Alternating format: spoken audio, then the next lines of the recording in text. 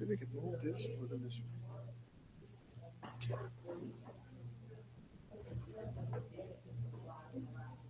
I think we try to put C on the 2, the 3. That looks better way.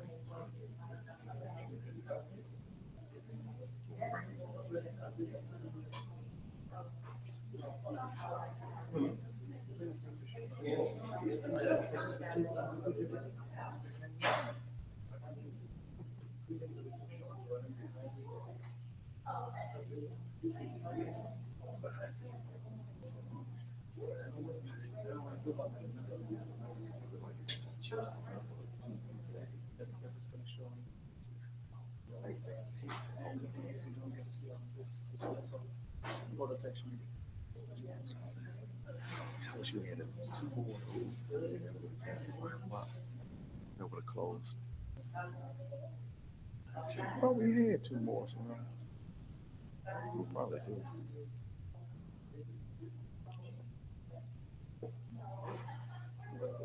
Check and see.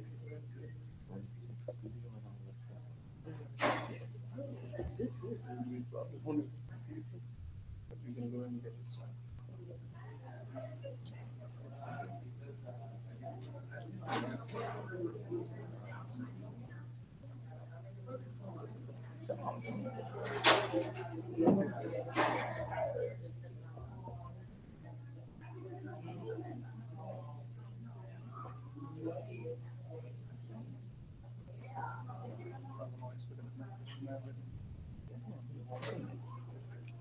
So we got like 5. We're gonna go check on that. Yeah, just to see if we got audio. Good.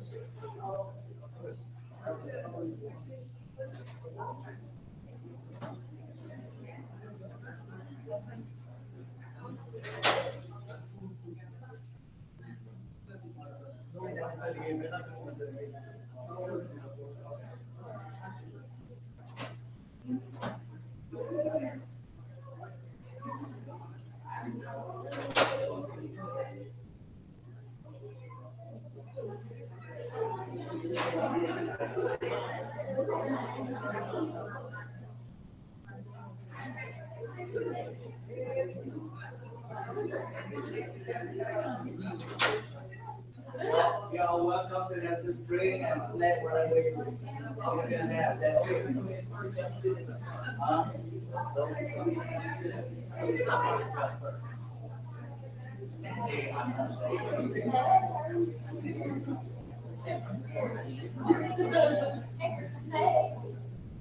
Right here. Got it? Yeah, it's a podium.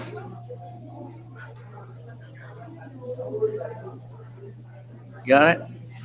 All right. Is the mic on, right?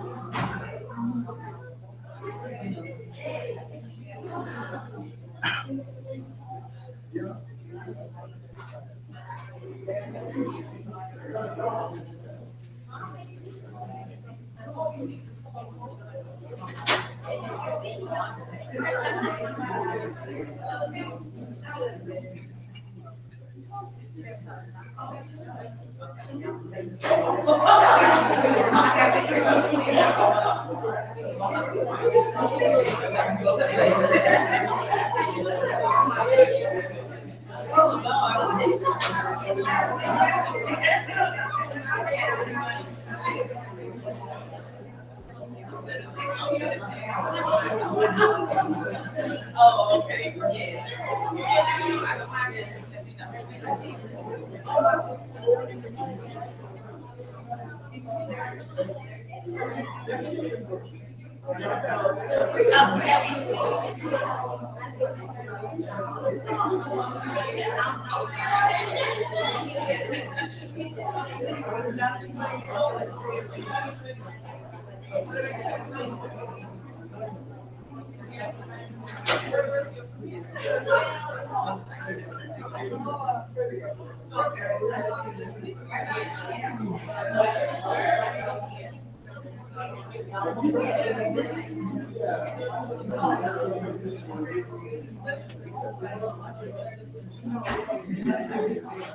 Ladies and gentlemen, there are some drink and some snack behind there. You're welcome to them.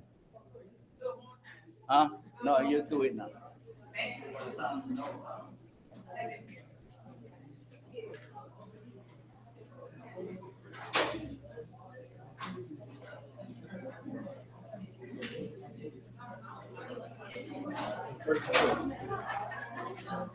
Would those people standing please come to the front here so you can hear the Chancellor better?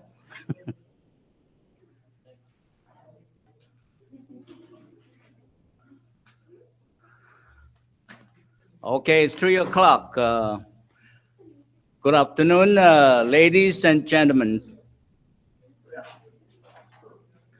Welcome to this SUAgCenter College of Agriculture Land Grant Campus Seminar Series. Before I go any further, I'd like to take this opportunity to express my thanks and appreciation for the seminar committee to make recommendation for this timely and appropriate seminar titles. Special thanks is given to Dr. Fatima Marakan for making some snack for you all to snack on. And special thanks to Chris Roger and his diligent team for setting up video link and video broadcasts. And last but not the least, I'd like to express my appreciation to all faculty staff and students for taking time out this precious working time to attend this seminar. And without further delay, I would like to invite Dr. Janet Snowden, a member of the seminar committee, to introduce our speaker and the title. By the way, let me have this give recognition to the seminar committee, allowing props for making this a success seminar. Please stand up, whoever the committee is. Thank you very much. Janet, all yours. Thanks, Doc. Good afternoon. I've been given the task of introducing today's speaker. This is a unique seminar as it is a first of its kind since the merging of the Southern University Ag Center and the College of Agriculture. Today's speaker, however, is no stranger to the Southern University system. He received his Bachelor of Science in Agriculture, well, actually horticulture, from Southern University and pursued a degree at LSU, a master's and a PhD from LSU in horticulture with an emphasis in breeding and genetics. And was it breeding and genetics or just breeding? Plant breeding, okay. He also completed a postdoctorate at Cornell University in plant breeding and genetics. He previously served as the Dean and Research Director of the College of Agricultural, Family, and Consumer Sciences from the years of 1985 to 1997 before leaving to serve as Dean and Research Director of Land Grants Programs at FAMU. He has served in many professional capacities at multiple organizations and possesses a strong passion for student recruitment, retention, and professional development. Please join me in welcoming Dr. Bobby Fields, Chancellor Dean of the SUAgCenter and College of Agriculture, as he discusses the future of Southern University System's land grant mission. Okay, clap.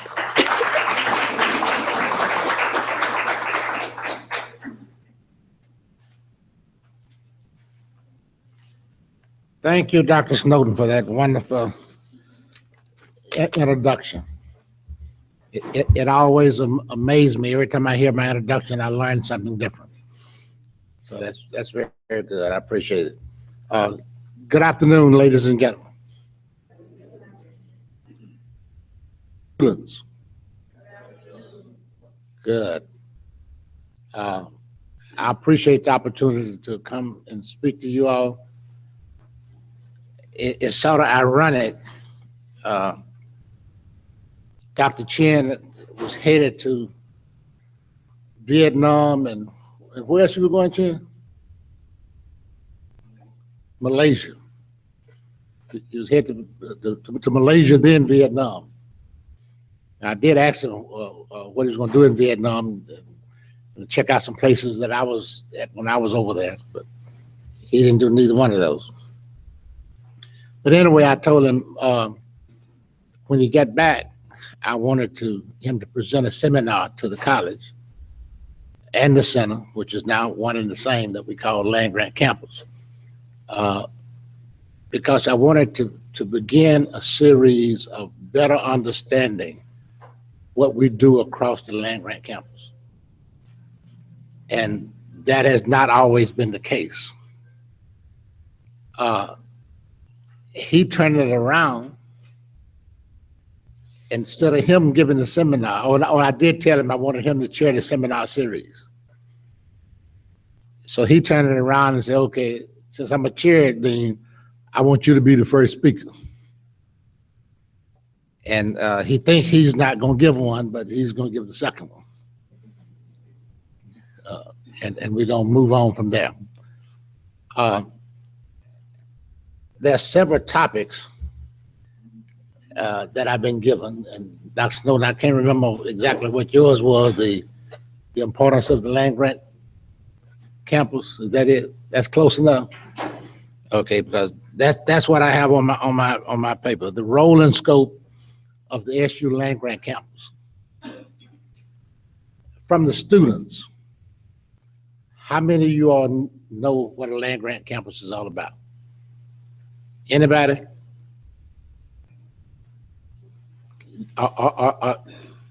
Would you mind telling me what it means? What the land grant campus is? Stand up so he can take your picture. Come on, come! Don't be bashful. Don't be bashful, please.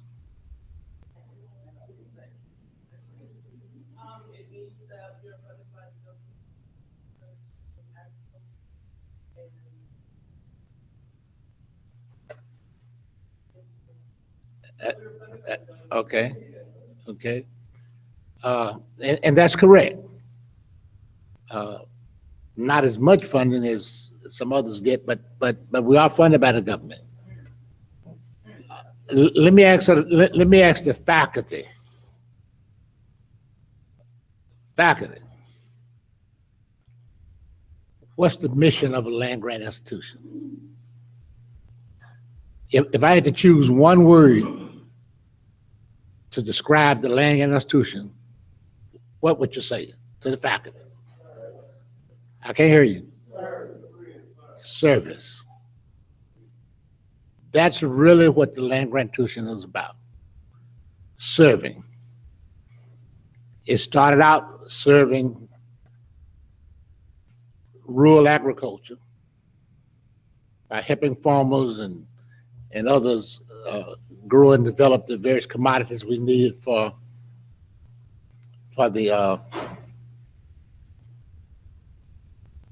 feeding the nation, so to speak.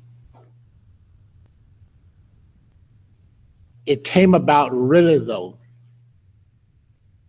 because at the time that it was established in 1862, education was for the common person. And I almost could say that the common man, because women weren't allowed to vote, and people of color weren't allowed to vote, and weren't even really considered a whole citizen, a whole person. So education meant everything to us back then. And I would submit to you that it means even more now. We established not just teaching for everybody,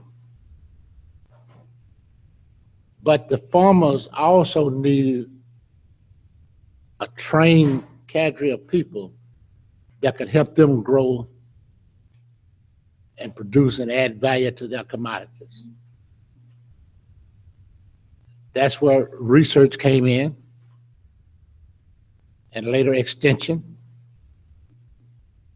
In 1865, USDA was established as the federal partner in the land grant system. And they still exist. The young lady that said that, land grant means receiving money from the, I don't know if you said federal government or just government,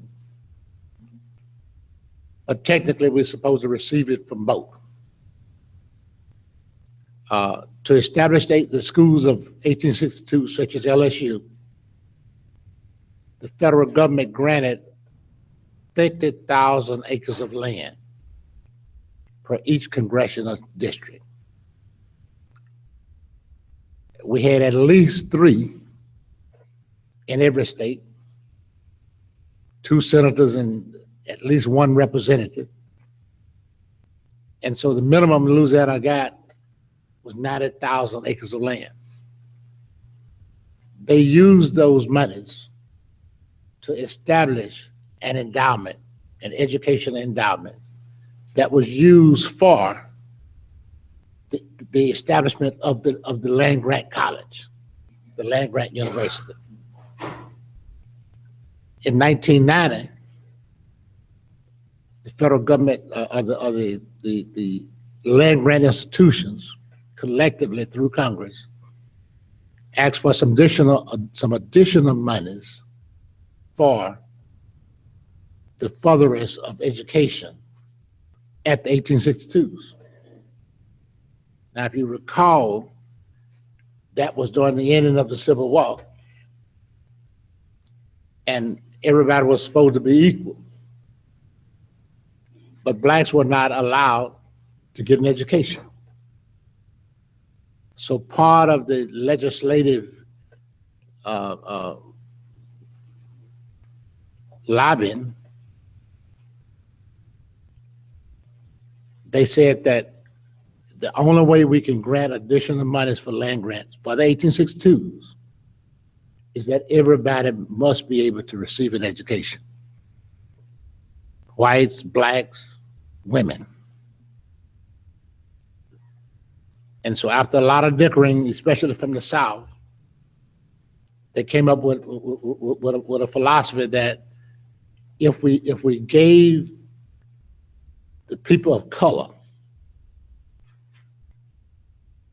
an equitable amount of funding, would you be receptive to allowing them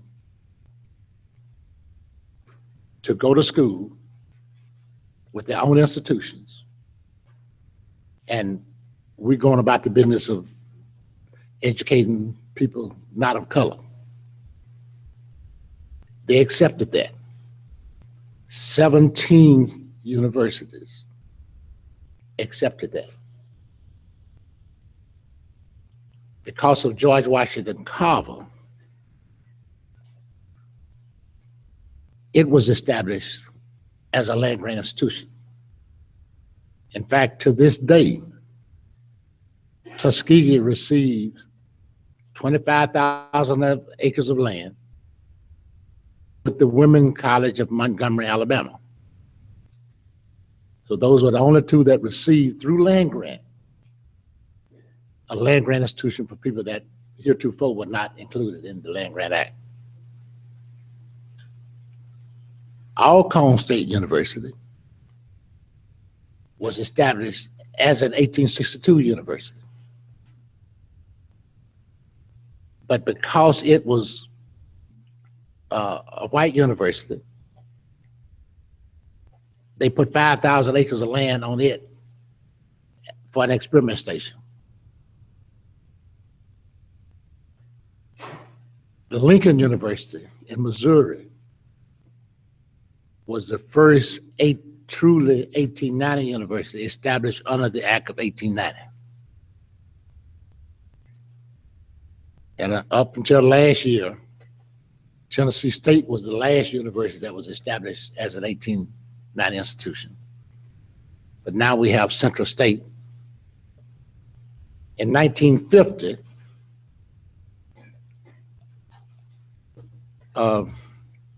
Virginia, West Virginia. West Virginia decided under the guise of integration, there was no need to have a black university within that state. And so they gave up their land grant status in 1950. But by then, we weren't getting any money. We got $10,000 to establish Southern University for land grant, $10,000. So when West Virginia gave up his money, they were still getting that $10,000, and that wasn't worth anything. So what happened then, in 1965, and not telling my age, but I was a student here in 1965. My professor was Dr. Booker T. Watley. Next to Carver, he's one of the most famous black men that I know and I've ever had the privilege of working with, because I didn't work with Dr. Carver, but I did work in his lab.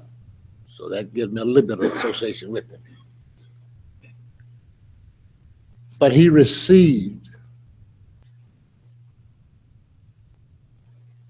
a part of $250,000 for the 1890 land grant institutions.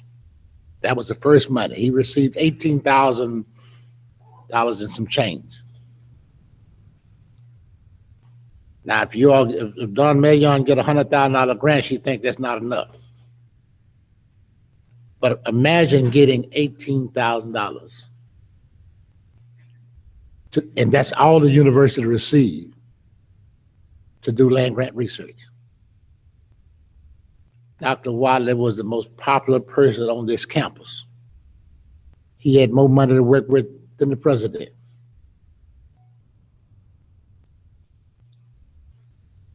But you can imagine what he could do with just $18,000. I mean, he was able to do a lot, but he still wasn't able to do much. In 1967, I believe it was, they made it a part of a block grant of some 260 some, I'm getting my figures mixed up now, $467,000. And Southern received somewhere in the neighborhood of $400,000, equal to the other universities. Those were big monies back in those times, but we still was grossly underfunded compared to the 1862s. In 1987,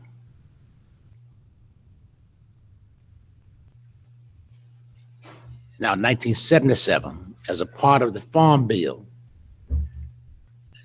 they made the 1890s a part of the formula for funding land grant institutions. And as a result, each one of us started getting more than $1 million. Currently, our portfolio of funding from the federal government for extension and research is over $100 million.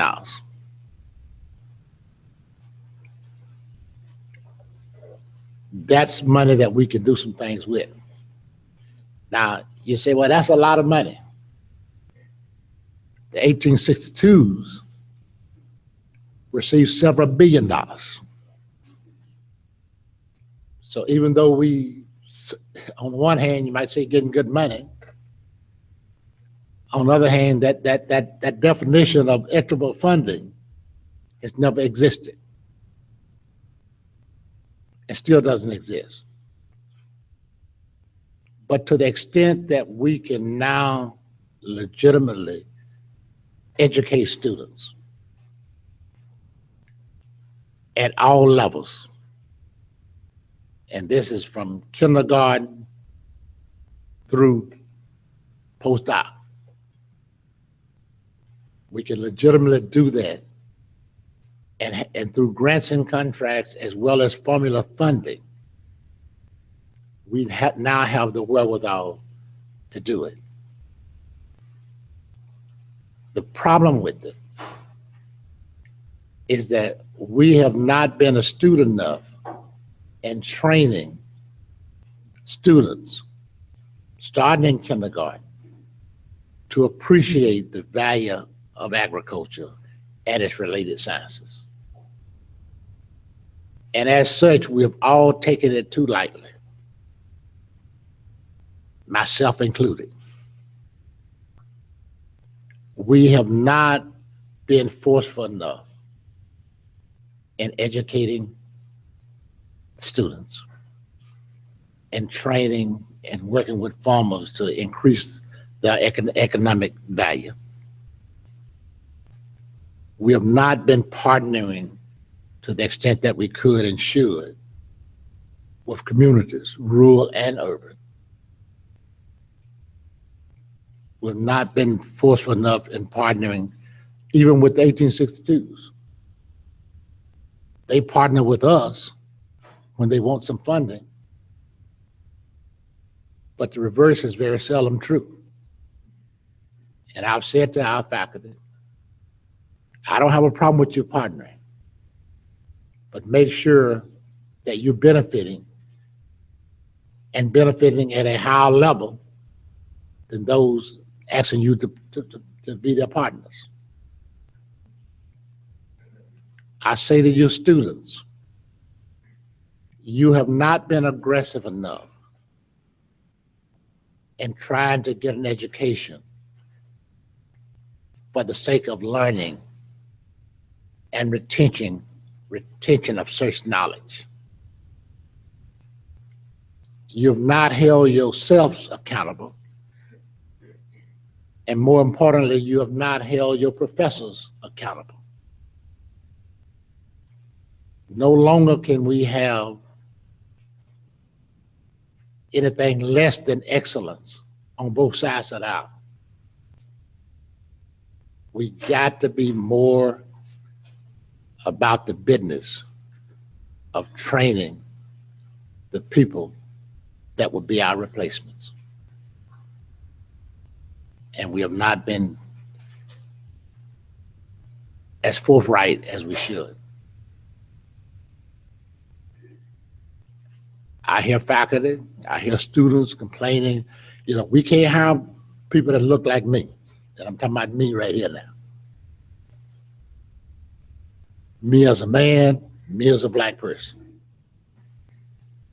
Accreditation laws say that you're based first on the number of doctorates you have at your university and within a given program.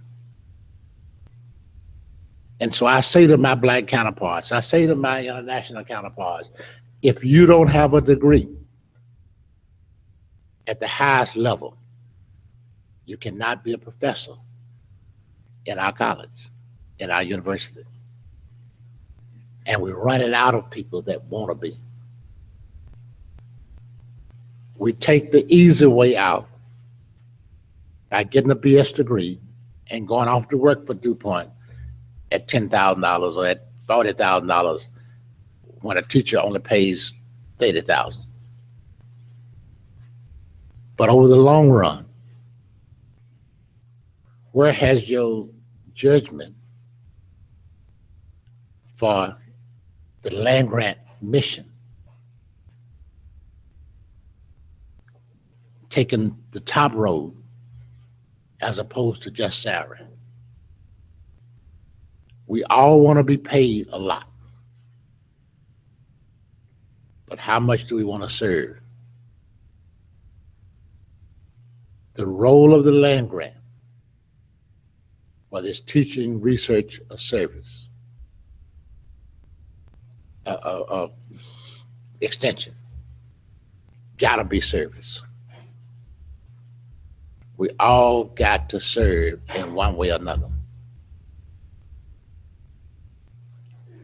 And for these reasons, I'm saying to my faculty, I'm saying to my students, I want you to engage each other in learning and aggressively serving those people that we are destined to serve, that need our help. You know, I was impressed with some of the things I saw in the past month as it relates to flooding. You know, I think our faculty done a decent job. Is that me?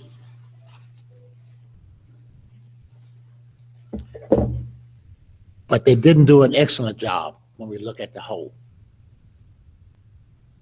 I say to our students, especially the ones out here with the vaccination, the small animal thing, that was one of the best workshops that I have seen at any university when it related to service.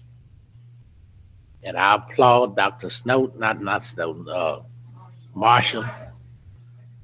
I applaud her and her team, and especially the students that worked in that program. How many students worked in that program that was here? You all done an excellent job. You really did. That's the kind of service that we want to see. I've seen other workshops that have been put on, and they too was equally good. You know, I got some pictures, some paintings, 2 paintings in my office that I forget the name of the program, but what it amounted to was the children of people, families that were incarcerated. And they came out on a Sunday afternoon and painted their souls out. And that was especially exciting because they don't get that chance to do those kinds of things. My only disappointment was that I didn't see our faculty and our staff, with the exception of a few, that were here to engage those people. But nonetheless, it was excellent. I know as we move down the road, we're going to have equal to, and in most cases, better than what has been happening. And the reason I know that is because I have put together an excellent executive council that has the wherewithal to bring the land-grant campus together in a smooth operating machine-like fashion. And I have provided for you, I think you should have it, an organizational chart. Do you all have it? If not, then we want to make sure people get it. I'm going to ask all my executive team to stand. Just stand up where you are so people can see you. Okay? I present to you all my executive team.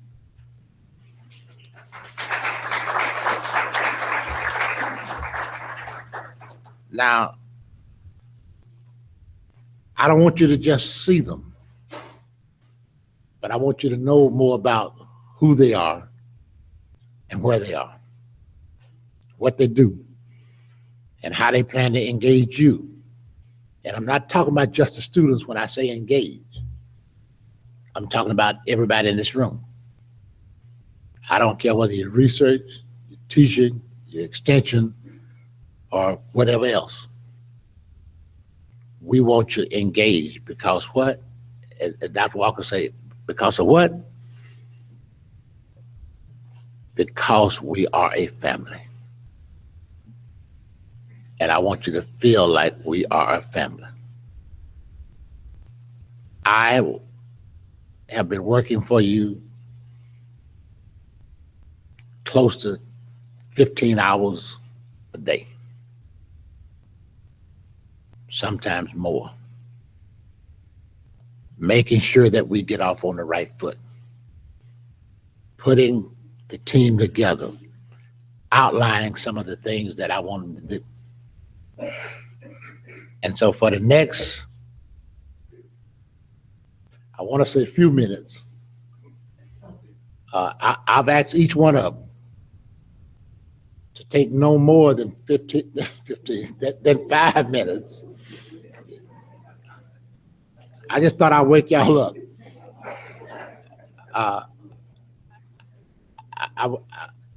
I want them to come and tell you how they want to work with you, what they're doing, and how you can work with them. So we're going to start at the top,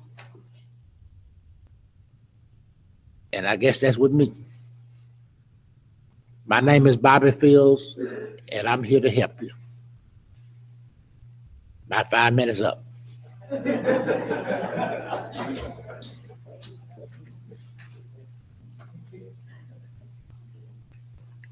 If you notice with me though, on one side is recruitment.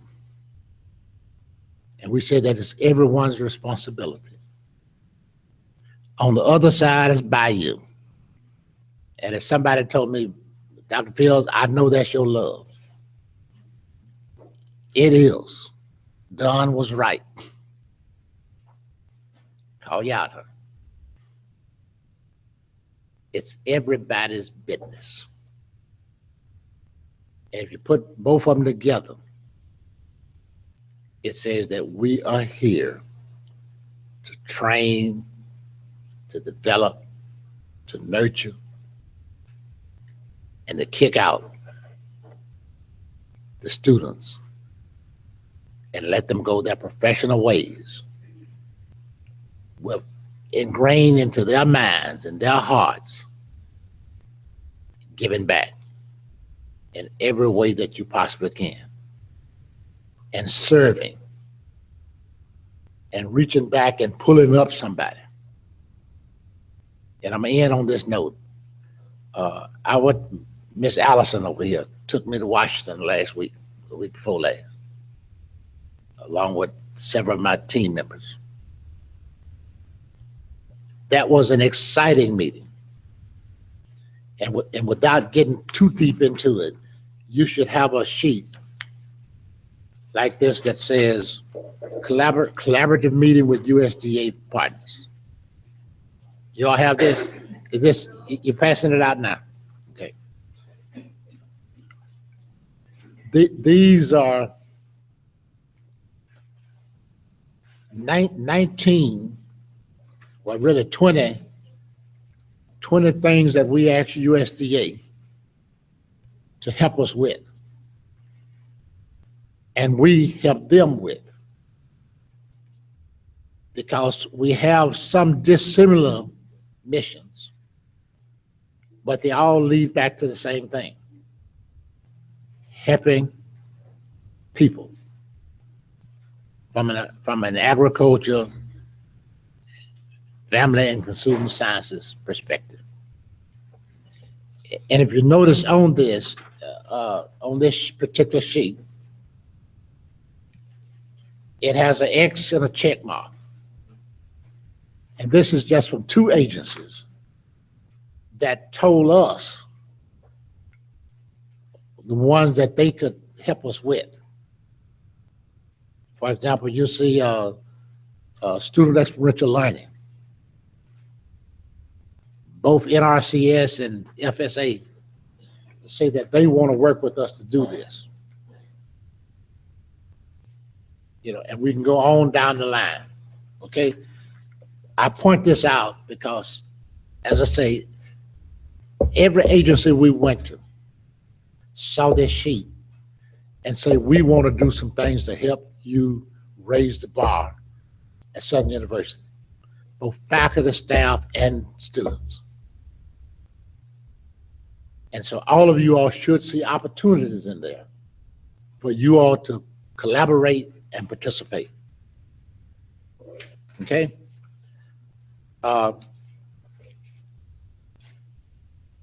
So having said that, we're gonna go down the line. And we'll start with well, let me just mention Dr. Butler. We won't start with her, but I'm gonna mention her anyway because she has a class and she was not able to be here. But she told me to tell you that she believes in you and she gonna ratchet up several notches in terms of how she serve you all. She want you all to hold her accountable, and she's going to hold you accountable, both faculty, staff, and students. She's looking at how she can improve the teaching academy or the learning academy of the land-grant campus. And she'll fill you in with greater details as we move on. Now, while I got the podium, Ms. Kim Butler, stand up, Kim. She's my administrative assistant for student and faculty affairs in Fisher Hall. And so if you need to see her, you need anything from a student perspective, go see her. She'll get you in to see Dr. Butler. She'll get you to see me. By the way, I plan to spend at least one day a week in Fisher Hall. Yeah, hopefully two, and those days will be Tuesdays and Thursdays if I can pull it off. But she can tell you if I can't make those days, we'll try to make one day elsewise. But she'll tell you. And she might even put up a sign and say the dean's is ended today. So you all can bombard me if you want to, one-on-one or collectively. And if it's more than one, we'll meet in the conference room. Okay? Is that something you all would like to do, students? Okay. I want you to get to know me. I went to Washington last week, this week. I went not to Washington, to Austin, Texas. I travel so much I forget where I'm going. But I went to Austin, Texas, to the land grant meeting where all the universities met. I have better than 10 universities now that's waiting on me to send them the application to be a part of our university linkage program. The same thing is true with USDA, and Ms. Allison will probably tell you something about those. Ms. Allison Johnson, our USDA liaison. They want to recruit you as students to come to their schools for graduate programs at the master's, PhD level. They also said, faculty, they are willing to take you in number, what is it, number 9 down here? Number 9, short-term study leaves. I've said to our faculty, I'm willing to pay your salary from 1 day to 1 month while you getting a study leave. I cannot, and we cannot afford to wait 7 years for you to retool. If that piece of equipment out and you need to learn about it and seriously about it, you're gonna use it when you get back, and it takes you 2 days or 2 weeks to learn it, then come see me. And we will find you a spot where you can go and make that happen. But now once you go, we expect you to come back and be a little bit more productive. Or should I say a whole lot more productive. Okay? So you can see I'm not just focusing on students in terms of the learning perspective that they have. I'm also focusing on faculty. Now, I've said to my faculty, No more silos. You know, if teaching, and if it's not engaged with research or extension, something wrong with that picture. If it's research and they not developing research that will serve the clientele that Dawn Million and her extension counterparts are responsible for, something's wrong with that picture. Okay? So we all got to be integrated and doing the things that we need to do in order to move the pendulum forward. Okay? So I'm through talking. We'll entertain questions at the end, but now we're going to ask, I guess, Allison Johnson, if you would come forward, and we're going to follow down that list. Then we'll go over here and before she come, I just want to miss two other people on my leadership team, or three. I mentioned Kim Butler already. Allison Dyson, stand up in the back there. She's my administrative assistant out of the Chancellor's office. She would make sure that you don't see me if you don't need to. Okay? I don't have no problem with seeing everybody, but if you need to see me, you better have a good reason to come, because I don't have time and you don't have time to waste each other's time. All right? Miss Ebony Gray, where's Miss Gray at? She here? She's out still working. She told me, I forgot what her title is. What is her title? Yeah, administrative coordinator, but she don't have anything to coordinate, because only 4 people come to see her a day that haven't been coming to the center. She's more of a receptionist, so she's a greeter. But more importantly, she says that she doesn't get enough work. And these are her words, not mine. She does not get enough work, and she want to help by helping you all. So if the faculty needs a proposal type, she'll help you type it. Now, she don't want to take away from what you're doing or what you have people already hired to do. But if it's truly an extra something, she would do that. And I encourage all of the other, what I would call secretaries, but they may not necessarily be secretaries. In fact, other staff people, period, other faculty people, period. We help each other. If you know your fellow faculty members is having problems getting the proposal out on time, go volunteer and help them. Because we all grow, we all benefit from it.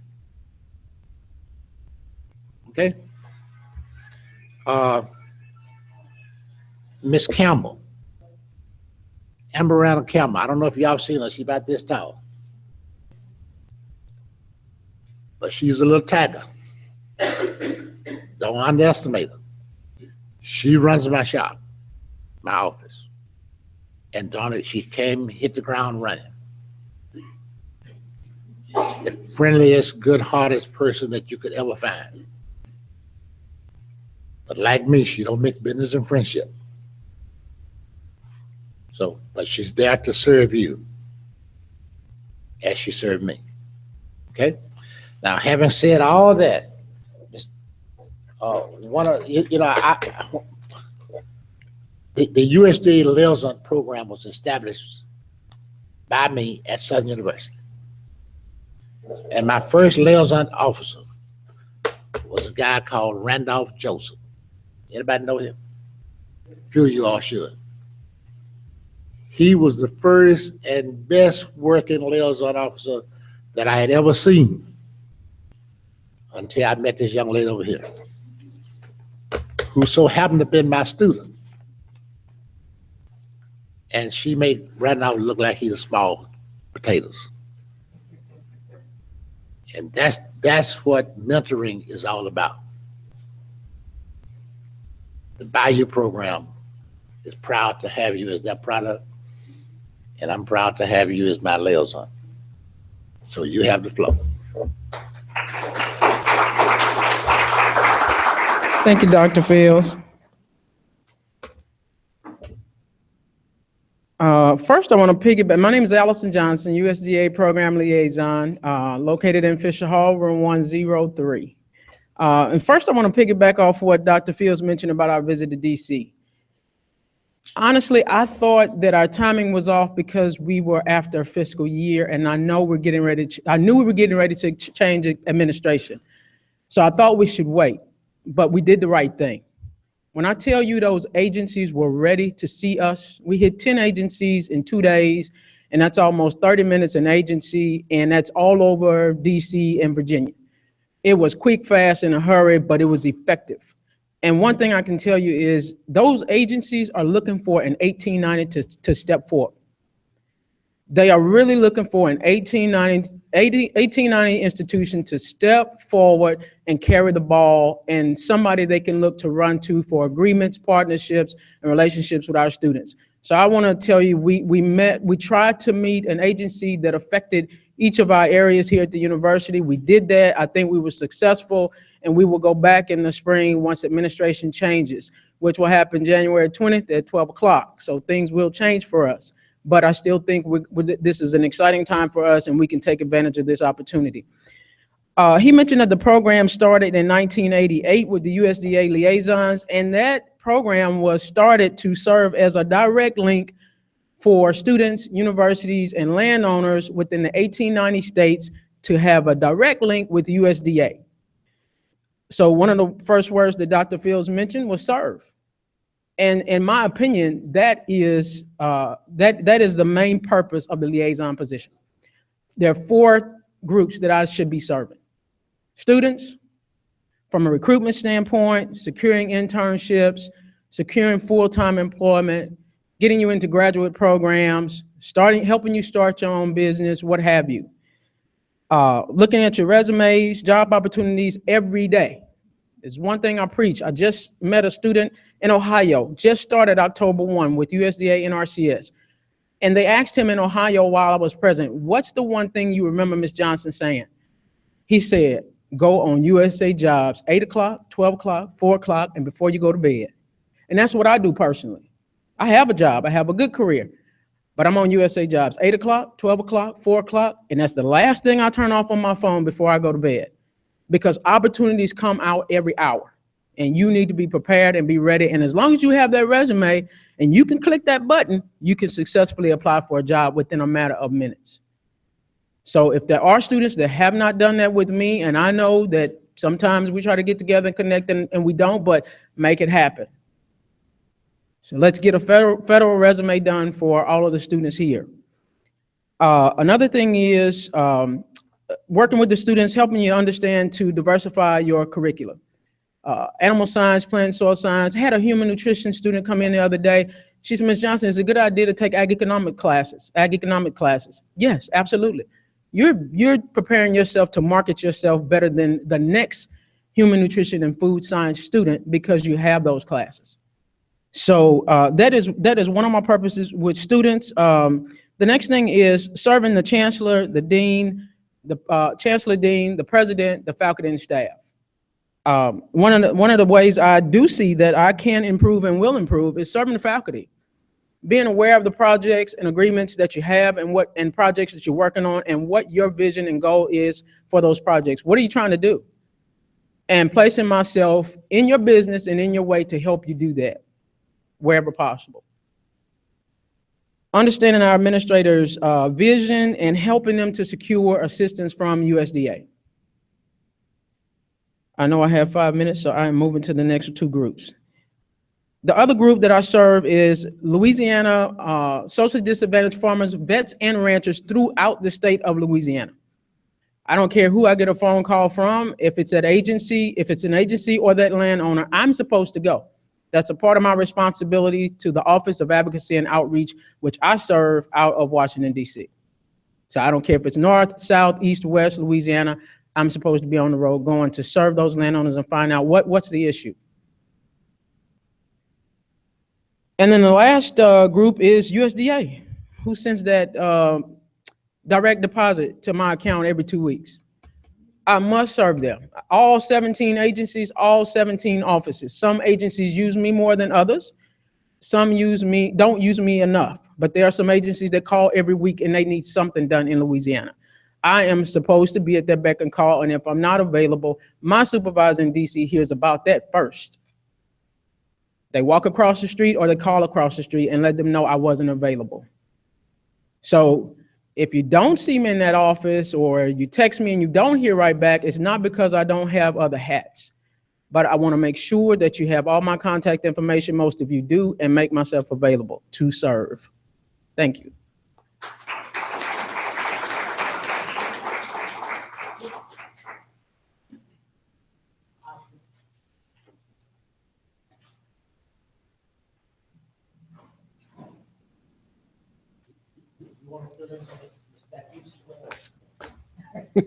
Okay. Okay, my name is Oscar Udo, and I'm sure most of you have seen me before talking about reporting and evaluation. This afternoon, just to let you know my new and long title, which is also consistent with the responsibilities. Director, Grants and Facility Program Management, Recording and Coordination. Glad I got that out. I have two staff members, Mrs. Erica Williams Mitchell, she's here, and Mrs. Asta Yosef, she had a doctor's appointment. Grants, we submit all grants, including e-submissions to grants.gov. And I'm sure a lot of you know grants.gov is a portal where you submit all federally funded grants. We also handle all subawards and contracts, preparation and submission, the one we give to other institutions and agencies and the ones that come to us. We also handle the agreements. I'm not a lawyer, but we have to deal with lawyers from other institutions, and it's fun. Facility programs, 1890 facilities program. Currently, we have about 3 cycles going. We're trying to close out on the first one, 2003, 2007. We have 2008, 2012, 13, and 17.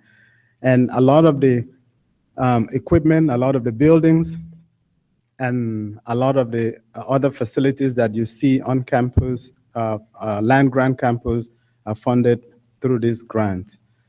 We do reporting to the federal government, to the state government, and to other stakeholders.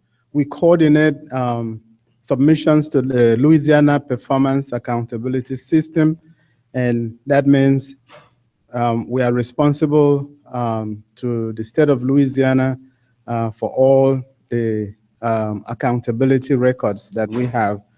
That's why a lot of the times when we have meetings and conferences, I always emphasize that we have to stay on target, especially maintaining documentations.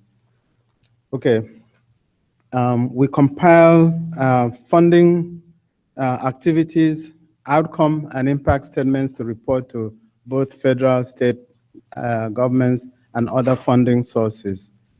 We do surveys, sometimes customer satisfaction survey, assemble and analyze data, and offer reports to our superiors, especially the Chancellor, Dean, and the Executive Council, and others.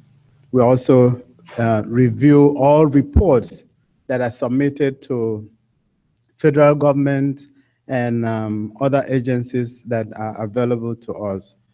Most of our submissions will go directly to the legislature, the state of Louisiana, the legislature of the state of Louisiana, that we have the funding from, especially the House Bill 1, which is usually the budget. You will see our performance indicators, including our objectives, every session on that HB1. We also do report to the system office, respond recently as today and this week.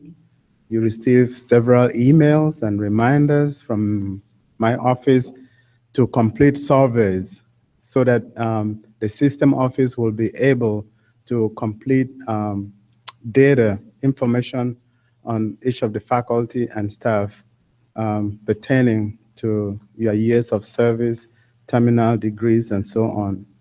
So they're trying to update those records. The other one that I don't really like, but I have to do, is serve as SUAgCenter's liaison officer for SACS, the reaccreditation and reaffirmation. I'm glad that doesn't come up maybe once every 5 years or 10 years. And finally, I serve as the site administrator along with my 2 assistants on the USDA reporting website. Somebody has to be responsible for submitting all the records, reviewing them, and answering series of questions. And I also perform any other function that my boss would want me to do.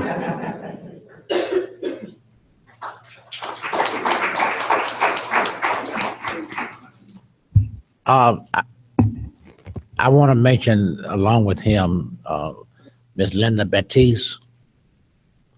Now, and I look at these 2 people, Oscar Udo and Linda Baptiste, as the 2 most important people that we have in the land-grant campus. Why? In the case of Oscar, he is responsible for ensuring that all of our programmatic activities, especially between this campus and Washington, D.C., are in accordance with federal and state guidelines. And I know he's having problems getting reports in and getting them in on time and making sure that they write when we receive them. The same thing is true with Ms. Baptiste. In fact, I've decreed that no paper reach my desk as it relates to reports without his initials. The same thing is true for Ms. Baptiste. She handles the money for the campus. And I'm not talking about just research and extension now, but she can handle it across on the academic side as well. Too often people come bring stuff to me at the last minute. Doc, I need this signed. Got to get it to Washington or wherever. If she hasn't initialed it, I'm sending it back. So you all need to make darn sure that you follow the appropriate protocols. Before you get to my office and get to their office, you should have gotten first, in the case of extension, Don Million Partan. In the case of research, Dr. Johnson, Andre Johnson. In the case of academics, Dr. Butler, those are Butler. It's important that you understand this and you abide by it. You know, I found out last month, we're losing close to $400,000 going back to Washington unless we can recover it in time. And we got less than a year to do that. Some cases we got, what, months or less than a month, or has already lost it because somebody didn't follow the protocols. And it not only hurts us, it hurts other 89 institutions. You know, I'm literally begging the president and the board and whoever else for monies for our land-grant campus, for student scholarships and assistantships and so on and so forth. And when I have to report to the board that I've, because of negligence, allowed these monies to go back, and they ask me, why the hell are you asking us for more money and you're not even using the one you got? And by the way, hell and damn is not a curse word now, so y'all remember that. But we're very serious about that. And so we want you to follow the protocols as relate to those. Dr. Partain, you on your way up? Hello, my name is, I'm Dawn Melion Patan, Vice Chancellor for Extension. Do any of you know what extension, students, do you all know what extension? Excuse me, do you know what extension is? Okay, the root word is extend, meaning to reach out. Dr. Fields, Ms. Johnson, everyone has mentioned service. And the Cooperative Extension Program here at Southern University Ag Center, as well as the other 1890 institutions and the 1862 institutions, all have a component that has the primary responsibility of bringing the wares of the university, the research of the university, the teaching of the university to the students, to the youth, to the citizens in the communities where they are. And we deliver that information in a format, in a method, in a manner in which we meet all of the people that we serve wherever they are, whatever the educational level is, whatever the economic income level is, we deliver the information that they need to make their lives better where they are. The Cooperative Extension Program is the direct link from the university to the state. In that capacity, we currently have agents, a presence in 33 of the 64 parishes here in Louisiana, and our footprint is statewide. A couple of years ago, we had data presented that we actually have reached residents in all 64 parishes in the state of Louisiana, and that's with a very, very, very limited staff. As your Vice Chancellor for Extension, we want to shake things up a little bit. Working with my colleagues, we hope to go to issue-based programming across the building, across the campus, and across the aisles. What does that mean? Obesity is a national hot topic. So what we hope to do is have researchers, those on the teaching faculty, and extension people all working together, focusing on obesity, not remaining in those silos like we've done previously, but if we all have an interest, let's put teaching, research, and extension together to all work on a common problem and develop a solution that we can all be proud of. At the Extension Program, we have some key programs. In March, we'll have our 74th livestock show.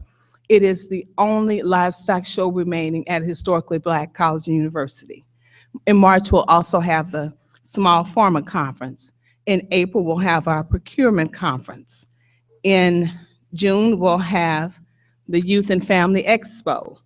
We'll have cooking camps. In October, we'll have our National Science Day. 2 programs that are year-round, the community and school-based gardening, and our smoking cessation programs. And I will say that Southern University was the first university in the state of Louisiana to go 100% smoke-free. Is Miss Frankie, Miss Linda here? Are Miss Frankie and Miss Linda here? Miss Frankie's here. She and her team travel around the state, and again, we were the first university in the state to go 100% smoke-free. We also have several other programs, field days and workshops targeting farmers. We do leadership development, small business development, urban agriculture. We work with prison populations and the youth of the kids who are incarcerated, whose parents are incarcerated. And on Tuesday of next week, if you are free, right here we'll have our fall gardening workshop. We do it the week of Thanksgiving because teachers from across the state come and learn how they can better help with their school-based gardens. Again, my name is Dawn Melion Patan. I'm Vice Chancellor for Extension, and we're here to serve you, serve your communities, serve your populations, and anyone that you know. If we can do anything to help you, If you have something you want to take out to the community, we have agents in 33 parishes, so let us know. Thank you.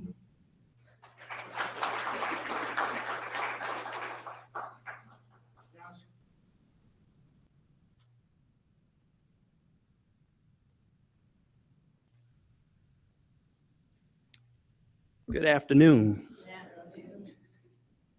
I am so excited to be back at Southern University after my 14.5-month sabbatical.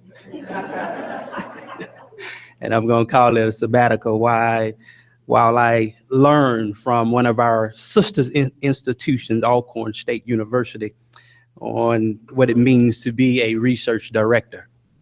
I'm so excited again that Dr. Fields gave me this privilege to come back and serve you in the capacity of Vice Chancellor for Research and Technology Development. Allison made an interesting point just a little bit earlier when she talked about opportunities. In essence, my job is to help provide opportunities, to seek out opportunities for you. John Maxwell made a statement. The statement was, opportunities are never lost. Someone else just took advantage of them. Here, as it relates to research, it's our job to not let the opportunity be lost, but to take advantage of them. My specific duties are to provide administrative oversight for all research and technology development on the land-grant campus.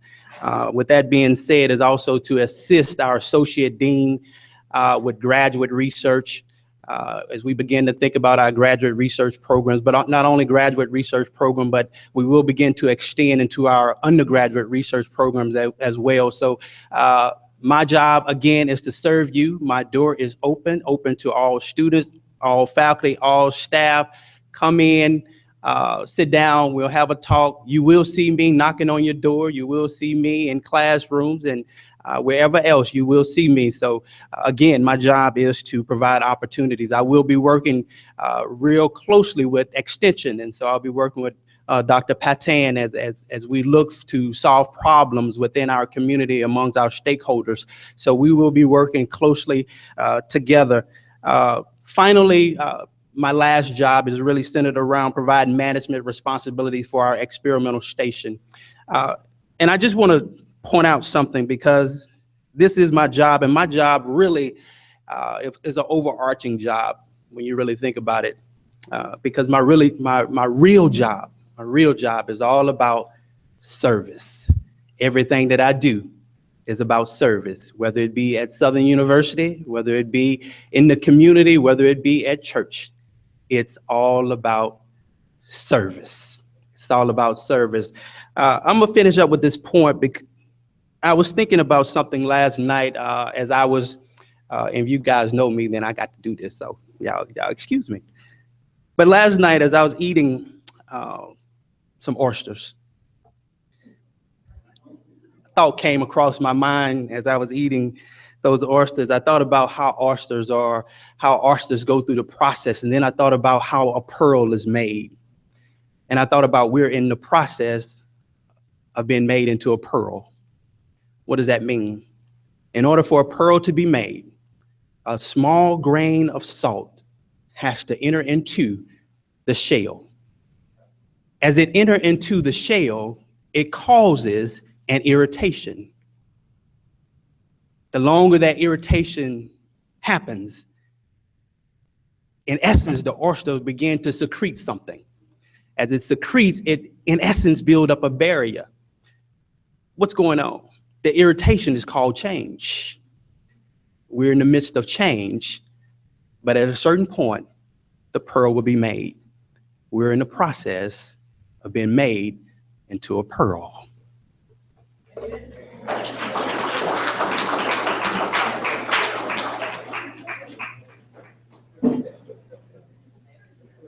Amen.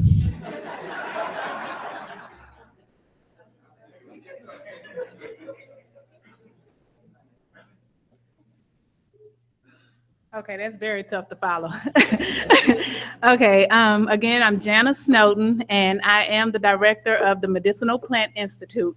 It's the newly established institute or new entity of the Ag Center and College of Agriculture. I also act as liaison for the university for medical marijuana research endeavor. And what I want to tell you guys about the institute. This institute will not just serve as a medical marijuana hub, but we will serve as a hub for medicinal plants, period.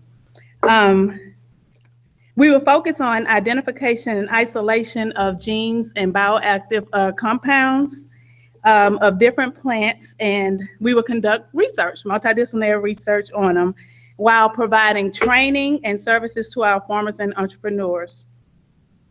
We will also strengthen our existing collaborations, and we will develop new partnerships with federal funding agencies and private entities such as pharmaceutical and agrochemical companies.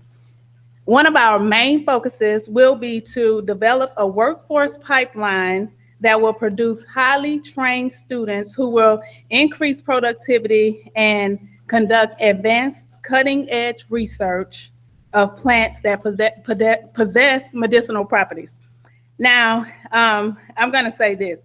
I'm probably one of the youngest members of this executive council. I know that I have a lot of learning to do, but like Dr. Johnson just said, I'm in the process of becoming a pearl. And it's going to take all of us working together to succeed in what we do. So I'm asking that as we move forward, we all work together, because it's going to take all of us. Thank you.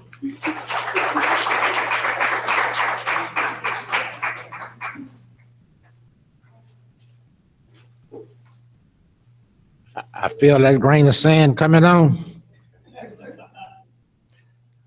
Dr. Harris, Antonia Harris, is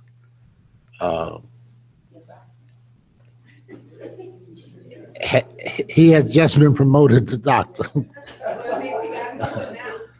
Will you come forward, sir?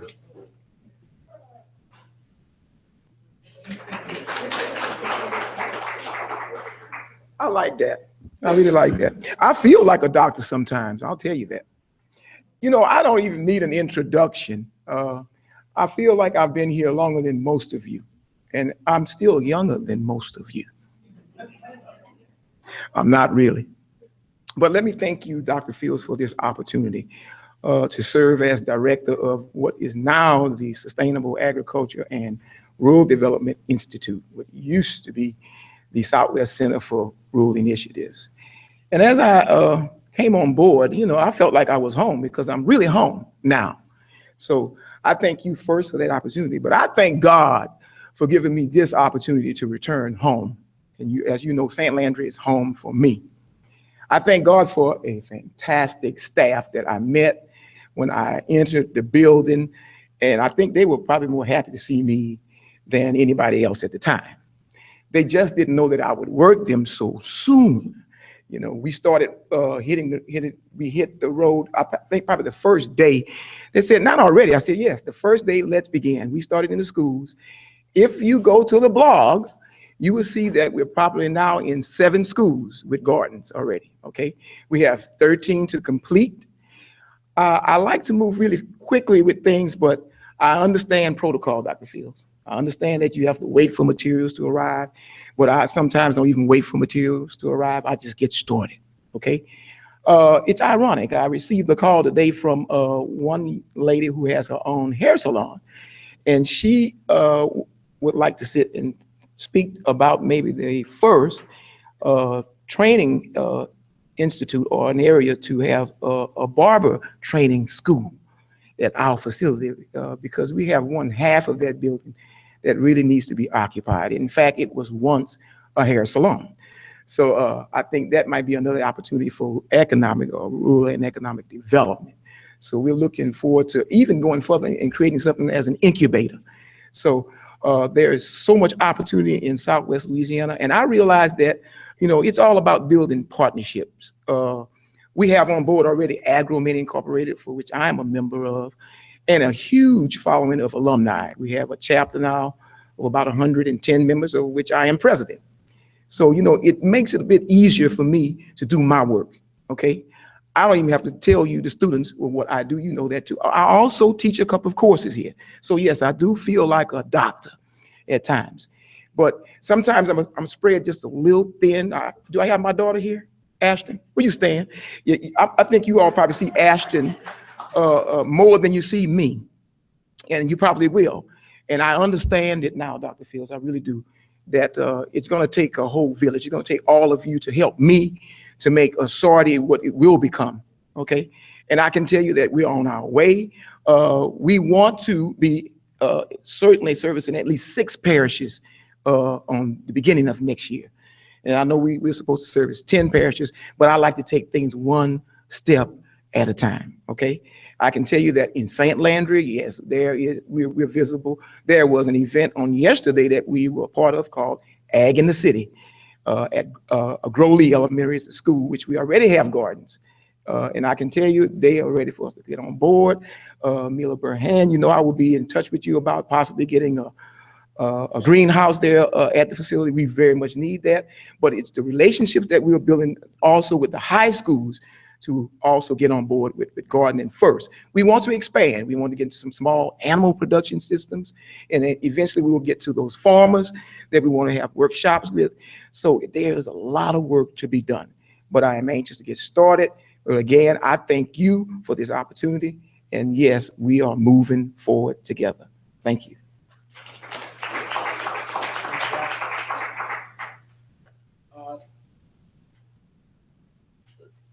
Certainly the last formal presentation on the team, Dr. Walker, he's last, but he's not least. He has put together a team of people that he'll tell you about, but they have been making this place look a lot better than it has looked in years, Dr. Walker. And for the students, I know those of you who have to go, please go. But we got an emblem that's coming, and we need your opinions on it. So keep that in mind. Yes, ma'am. I can't hear you. Okay. Oh, I'm sorry. We did forget him. But anyway, you come on. All right. Good afternoon. I know everyone is ready to go. I would like to also start by saying, Chancellor Dean, Dr. Fields, I thank you for the opportunity for giving me a shot at being on the executive team. And I will do my best to fulfill the responsibilities given to me. My title is Associate Vice Chancellor for Research, Technology, and Development. I will be assisting Dr. Reverend Andre Johnson. He's my boss as it relates to research, technology, and development. I will also still serve as the chair of agricultural sciences, and Dr. Butler will be my boss in that regard. But Dr. Fields have also asked that I serve as the liaisons between the Vice Chancellor for Extension, Dr. Don Partan's office, Dr. Andre Johnson, Vice Chancellor for Research, and Dr. Butler. So I look forward to, as Dr. Partan mentioned, and Chancellor Fields, of putting those 3 together. And I'll do my best to be that liaison. Not as good as Allison Johnson being a liaison, but I'll do my best. I would like to also say that my role covers working with the experimental station, the farm facilities. As I mentioned to Dr. Johnson, for he and I, that also include Chancellor Fields helping you with the new Jetson property that Dr. Fields has really, we said, turn it up and making that a reality for the Ag Center. I would like to also just say that the research office is inclusive. Dr. Rawls, I have seen how he have operated. My role will be 25% Associate Vice Chancellor for Research under Dr. Johnson, and the other 75% will be as I've always have had. And Dr. Fields asked us to find students, individuals to shadow us. My shadow so far would be Dr. Renita Marshall. When I'm out, she's my shadow. She served in my stead. And we hope at some point to put her over to the Center for Veterinary Health Services. Dr. Ben Lakongo, maybe I'm pronouncing it wrong. Ben is another person I mentioned that I want him to shadow me. Dr. So, even though she in family nutrition, family and consumer sciences, she wanted me to serve as a mentor. So I'm fulfilling what the Chancellor, Dean have asked us to do. Find someone young for a shadow. And Dr. Harold Melyon is also helping me, and Mr. Eugene Rones. So I'm getting all the young ones involved, because I'm 62, I will be. So I want individuals, I'm not insecure about my position. I want the peoples under me to tell me what they feel and express themselves. I'm good with that. And as Dr. Field mentioned, recruiting is everybody's business. And I'm sure he would mention it this Saturday. We would like to see as many of you at the Dome. There's over 2,000 freshmen. And we need as many of you all to be there to help challenge students, that we can get another Asia Rubin and some of the others to what? To come to Southern. And I would like to say revenue generation is everyone's business. Conservation is everyone's business. So if you see a broken water line, lights left on, let's cut them off. Because our Chancellor and his executive team is working hard to stave off some of these cuts that are coming now and possibly in January. So you see the lights on, cut them off. If you see a broken water line, cut them off, because they're gonna bring him the bill, and he's doing all he can to keep from laying a lot of people's off. And I would like to say that the research office, Dr. McGee, you know, in the past has always been family consumer science been locked out, a lot of things. But Dr. Fields have mentioned that what? We want family and consumer science to feel that they are what? Vital and necessary.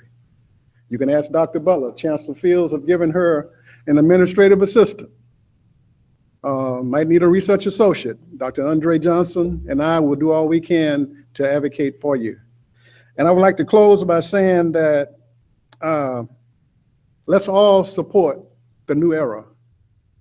The Ag Center has been created since July 1, 2001, and we're in the 16th year. We have a leader that was here from the beginning. He helped design this building. He received the Southern University Ag Center Lifetime Teaching Award. The capacity building grant that some of you have, the Evans Allen grant that you're getting paid on right now was, well, in part done by the work of Dr. Fields and others years ago. So let us help push this team into the new era. And I'm looking forward to working with my boss, Dr. Andre Johnson, and Dr. Partan, and Dr. Dozie Butler. And as they say in the streets, let us all turn it up. And I'm ready to turn it up.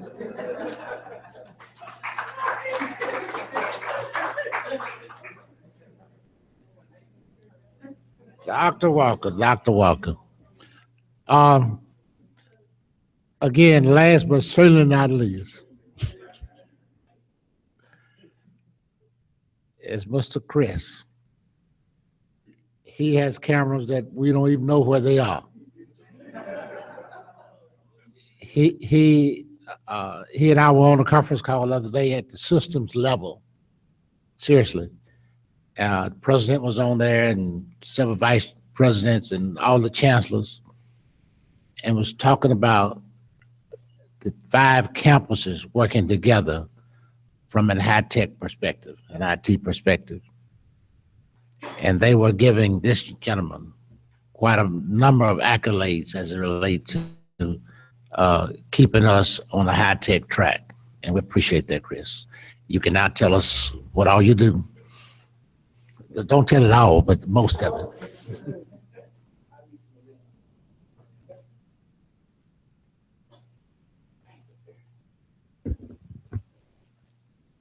Good afternoon, everyone. Good. My name is Christopher J. Rogers. I'm from Mansur, Louisiana. That's in central Louisiana. I've been working here at Southern University 24 years, 10 months. I've been the head of communication in the technology office for the past 14 years. But before I go any further, I'd like to introduce our team, and I would like for them to stand and I just give a little brief synopsis of what they're responsible for. Since Donna's in the front, we'll start off with Donna Badon. She's our creative specialist, our graphic designer. We have Mr. Dexter Newman. He's our video production specialist. We have Mr. Sanjay Pillay. He's our network administrator, help desk. He's basically my shadow. And we also have two other individuals. We have Dr. Bridget Udo, who is not here with us today, who is actually our communications specialist. And she basically manages our internal communications. And then we have Ms. Lakeisha Giddens, who is also our communications specialist that focuses on our external communications, our PR. In saying all that, we're a team of 5. The thing that I always strive in our office is that we have to serve. And that seemed to be the theme that's taken place here over the past hour or so. Service is key to what we do. Without service, we cannot provide the services that we do. Our office is a service-oriented organization. We serve at least 150 to 60 users. That's faculty, staff, and administrators. Now, with the college coming on board, we have an additional 300 or so individuals that we have to serve, who are called our students. We're all in this together. We are the land grant campus. I'm at the podium. In addition to that, we provide service, or we provide support to agents in 33 parishes, sometime like Dr. Patan mentioned earlier, 64 parishes. It depends on the grants or contracts that may have been presented at that time. We still have to provide that support to them. That is our mission, that is our job. In addition to that, we have to maintain the infrastructure. At this home base, which is A.O. Williams Hall, we have our finance office, which is about several yards away. We have our research farm, which is a 365-acre farm. I'm proud to say that that complete research farm is actually wireless.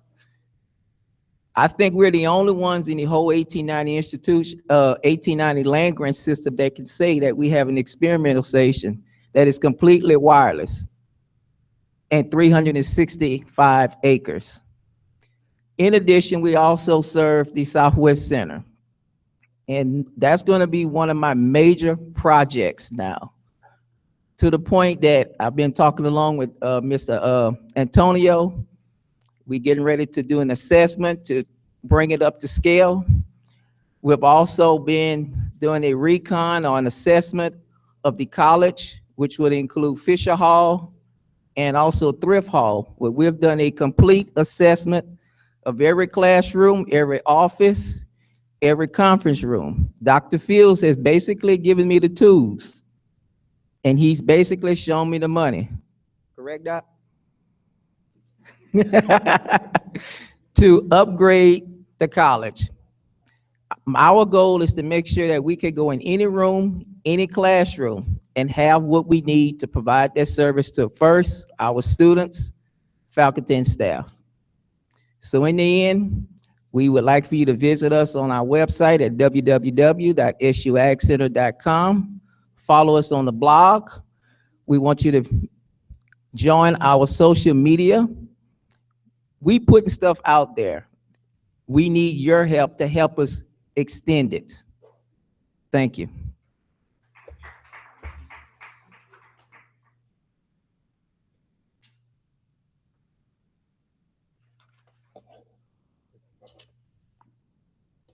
Thank you, Mr. Chris.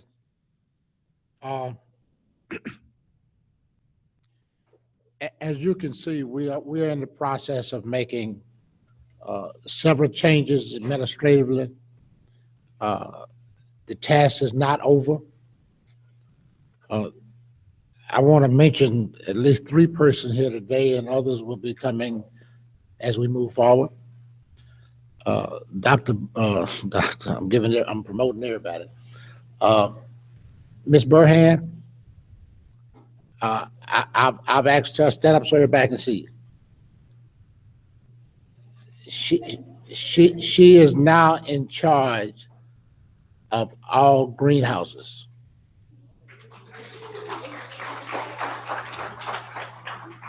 Her responsibility would be to manage and coordinate the various activities as related to greenhouses. Some of the greenhouses look okay.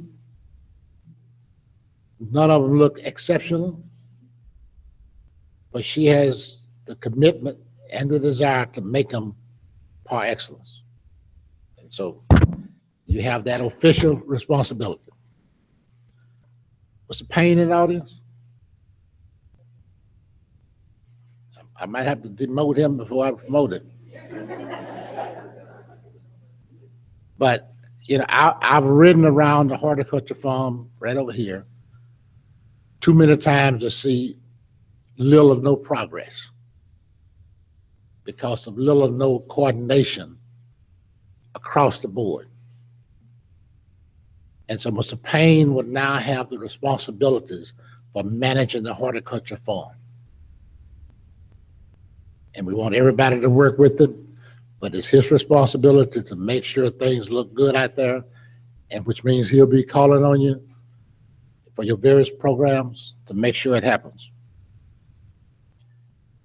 I've also asked Dr. Marshall, she's still here? Stand up, Ms. Marshall, so they can see you. In addition to the health fair you had over here for the animals, I've asked her to develop a program in animal health, for lack of a better term. She might come up with a different name, but I didn't want veterinary pre-vet program, and I didn't want vet tech program. Those 2 programs will be a part of what she's going to develop, though. But there'll be other activities as it relate to animal health. And so she's now developing that proposal. And I've talked with some people in Washington, and we think we can get some support there. So I'm waiting on you. As I've said to others, be careful what you ask for, because you may get it. And I'm going to do everything I can, if you ask for it more than once, to give it to you. But I'm about accountability. And so if you get it, you're going to be held accountable for it. Dr. McGee, I met while I was in Washington with food and nutrition services, and they have a number of programs that they think you and some of the programs that Dr. Million have can collaborate and work together and get funded. And so we'll be looking at those, as well as the Child Care Development Center. Dr. Cyrus, is she in here? I saw people in the door a while ago. But anyway, her programs as well. There are other programs that I don't want to say anything about at this time, but we are looking across the board as where we can strengthen what we do. And that would mean that in some cases, programs will shift in names. Programs may shift in personnel. But it's all about the business of moving us forward. I again ask you all to continue to work with us as we move organizationally and programmatically. I want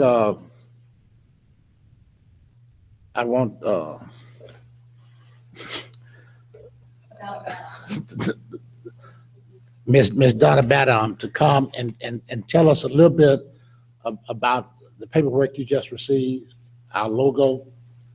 We're trying to get we're trying to rebrand the college. in such a manner that it can be inclusive of not only research and extension, but academics as well. And so she's gonna give her rendition of it, and we'll go from there. Good afternoon. This is very impromptu for me. Right before the seminar started, Dr. Fields asked me if I wanted to get up and talk about the branding, and I told him not necessarily. And then he told me, I'm going to call you up and you're going to talk about the branding. So I said, okay. And here I am. I've been at the university for 24 years, and I've been at the SUAgCenter for 14. I am the creative specialist, graphic designer. And so a lot of the work that I do is behind the scenes, but the work that I do is very visual. When I was first hired 14 years ago, it was with the task of coming on to help with the branding process. For 14 years, we have been represented by the logo that you see here on the podium. When I first heard that the college and the SUAgCenter was merging, that was very exciting because I never could understand how the two were never together in the beginning, because you can't have one without the other. And as you all attest to, we tried and it didn't quite pan out the way we had hoped. And in saying that, we had to consider what we were going to call this new organization. So the minute I found out about the merger, the communication team, we started thinking about how we were going to do this branding. And I know a lot of people were concerned because of the investments that they made in their promotional and specialty items, and the work that we've done, the 14 years that we've been here. If you ride on 110 South and you exit North 22nd, there's a big billboard that has our logo on it. So I was very passionate, probably more passionate than most of you, about the change that was going to take place with our logo. And so one of the things that a lot of people know about me is that I'm very detail-oriented. Some people have accused me of being a perfectionist. I don't see myself as a perfectionist, but I try to be very professional. And in the work that I do, presentation is everything. And it's about our image and how we want the world to see us. So in saying that, I started thinking about, we as a team started thinking about, the communication team, what we were going to call ourselves. And just to show you, give you an example of how detailed I am, I started looking up the definition of every word as it relates to the center. And we thought the Southern University Agricultural Center was going to be a fitting name. Agriculture is the cultivation, and to cultivate is to prepare, grow, develop, and improve animals, plants, and fungi for food, fiber, biofuel, medicinal plants, and other products used to sustain and enhance human life. Agricultural is an adjective that relates to agriculture. Center, a point of axis around which everything rotates and revolves.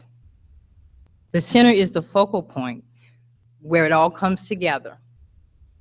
And before we were research and extension, and now we're bringing the teaching component with that. So in saying that, I thought it was going to be as simple as, okay,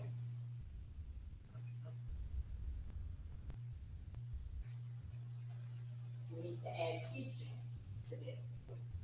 So, as a University Agricultural, we just can center up, stick teaching on there, and we'll be good. This is what it looks like. And when I went to Dr. Fields, and we presented this, it just didn't capture his vision. And you've all heard land grant, land grant. That's what we've been hearing for the last couple of months, land grant. So that was our cue that we needed to get that land grant in there some kind of way. And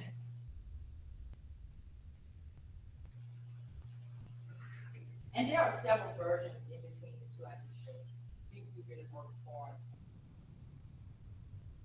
We didn't quite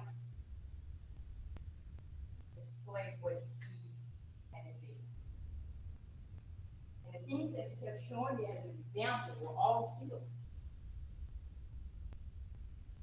And I realized, okay, he wants something circular.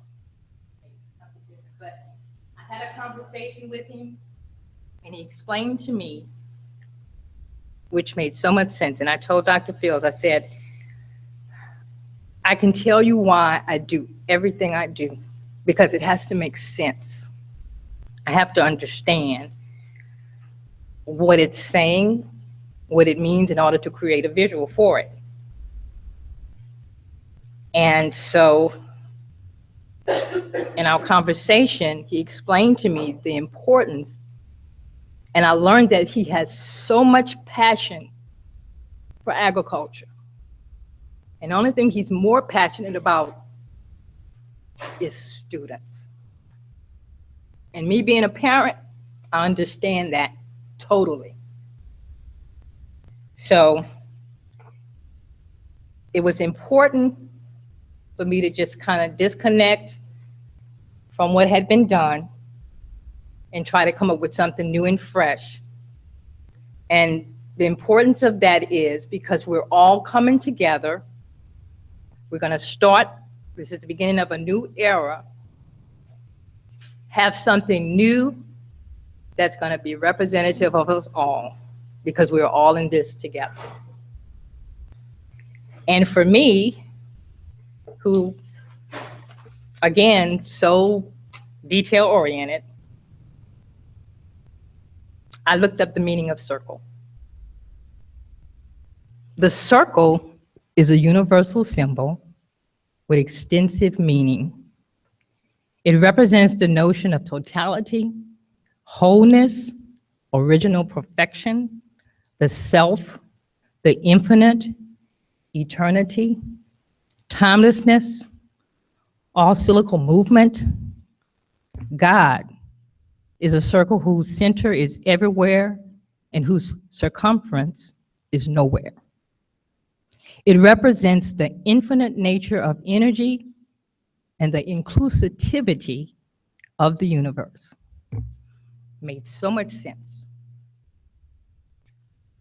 So I think everybody has a copy.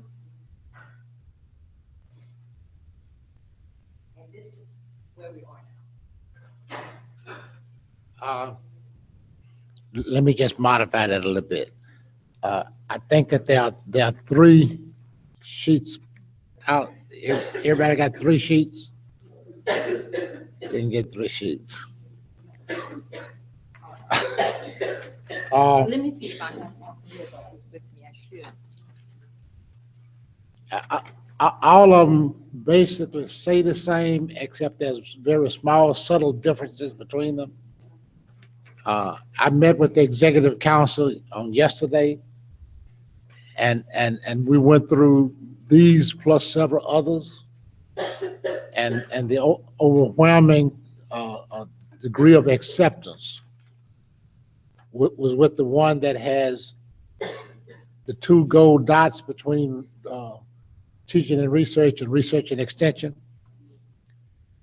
That was the one that most people preferred. How many of you all have that one? Okay, can you do this? Because I don't know what happened with others, but can you pass them to somebody else? Once you look at them, pass them to other people so that they can see them? Because the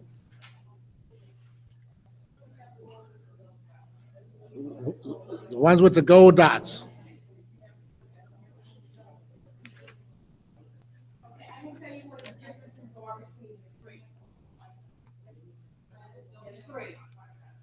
You want to use the mic? There's one You- where the you- Southern University system Ms. Donna, and the agricultural. use this so everybody can hear you.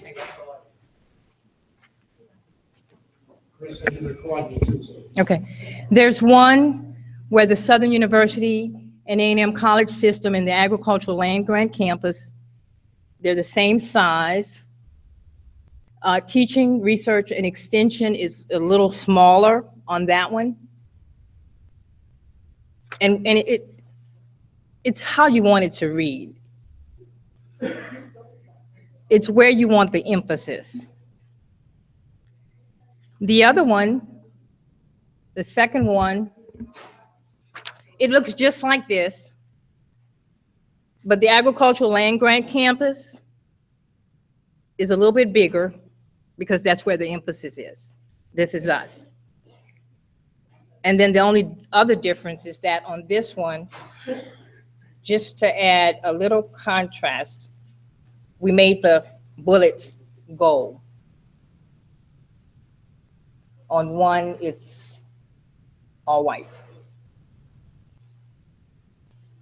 Okay, have everybody had a chance to see it?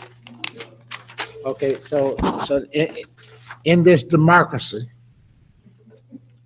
we want to select the final one that ultimately I will recommend up through the president to the Board of Supervisors. And hopefully it will be adopted as our new symbol. You know, some people raise a question about circle versus the square or rectangle. You know, that's a box, and we're looking at a continuous growth. And so the circle, in addition to everything else, represents that continuous growth.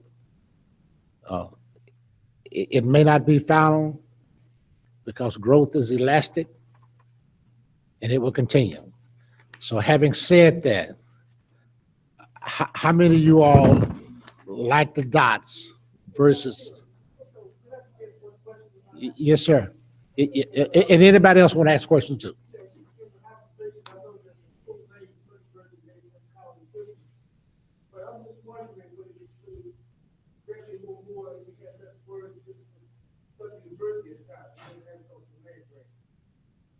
Say that again.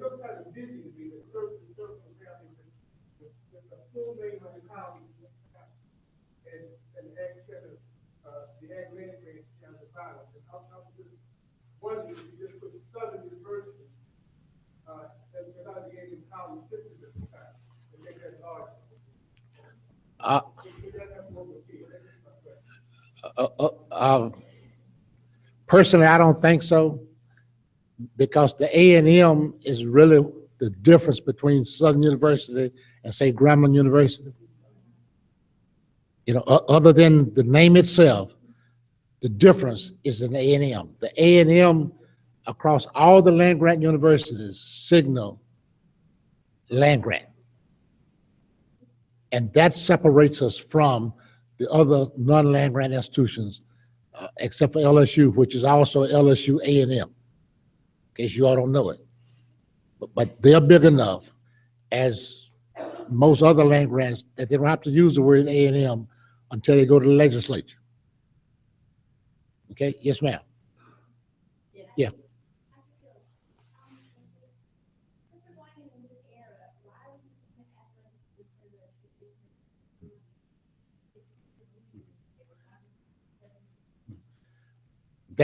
there's much debate about that.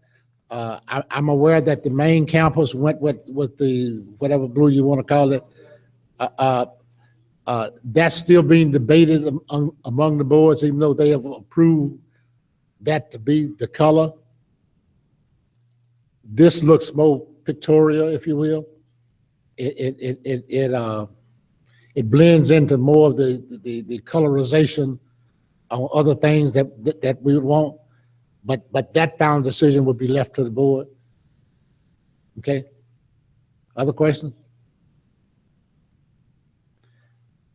Hearing none, I now call for the question on the three logos.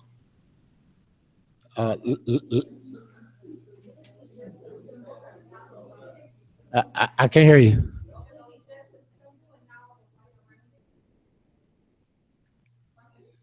You said, would it? What do you mean? The circle, the blue circle? That's where it stops. How are you gonna read?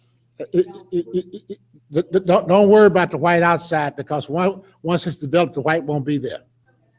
Yeah, it won't be there. It will be the color of whatever you put it on. But the inside will still be white. The inside, okay? Yes, ma'am.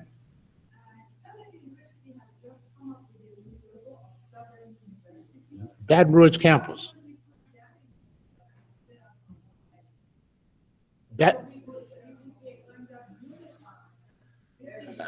What the difference is, this is the land-grant campus. That's the Baton Rouge campus. Okay, that's the Baton Rouge campus. Every campus has an opportunity to have their own logo.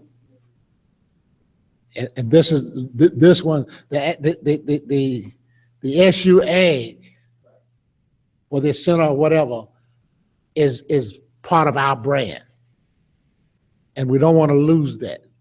But one of the reasons we want to change this, when we think of the Southern University Center, we think of this building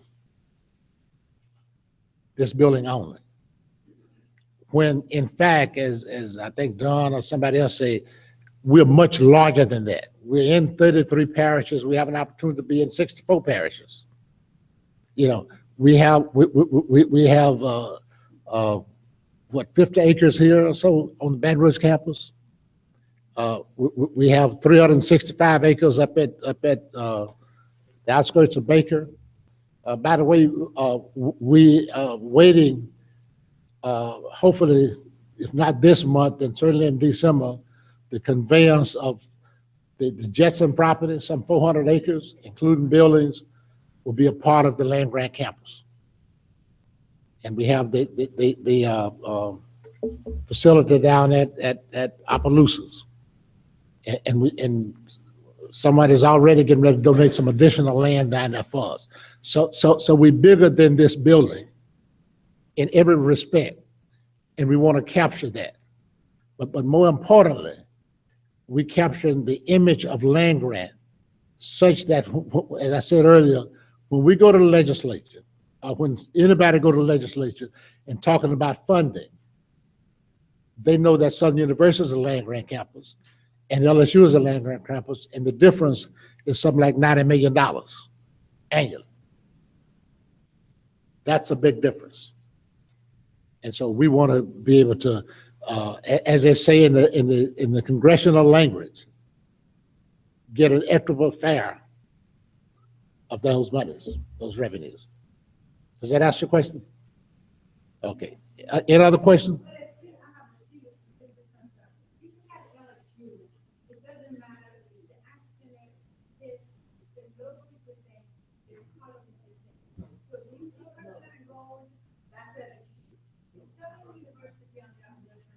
You want to come in?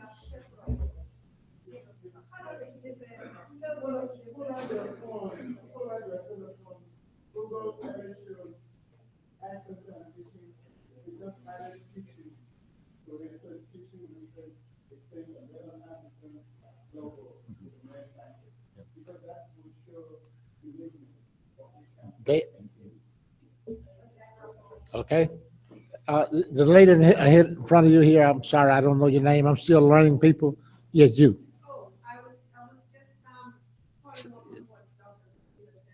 Just stand up so people can see you.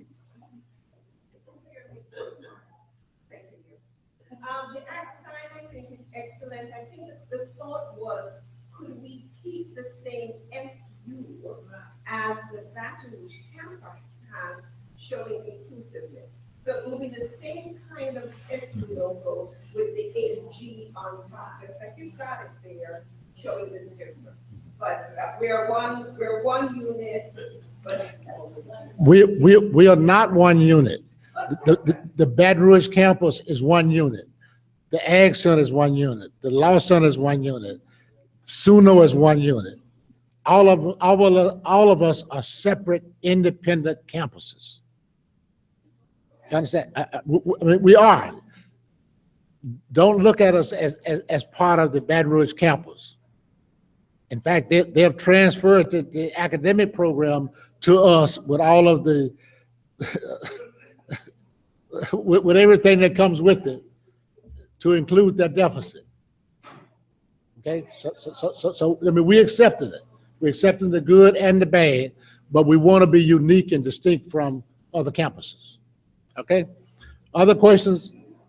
Hearing none, all in favor of the logo with the dots, with the gold dots? Gold dots, raise your hand, please. Gold dots.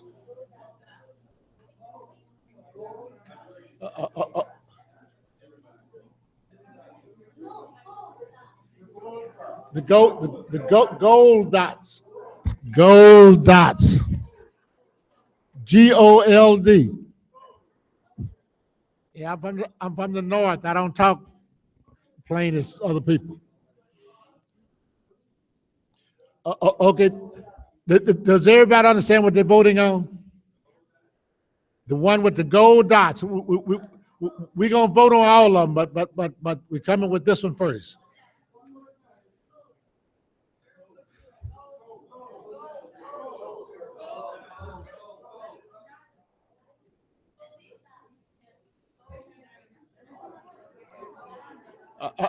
Will y'all please be quiet, so because we want to get this over so we can eat.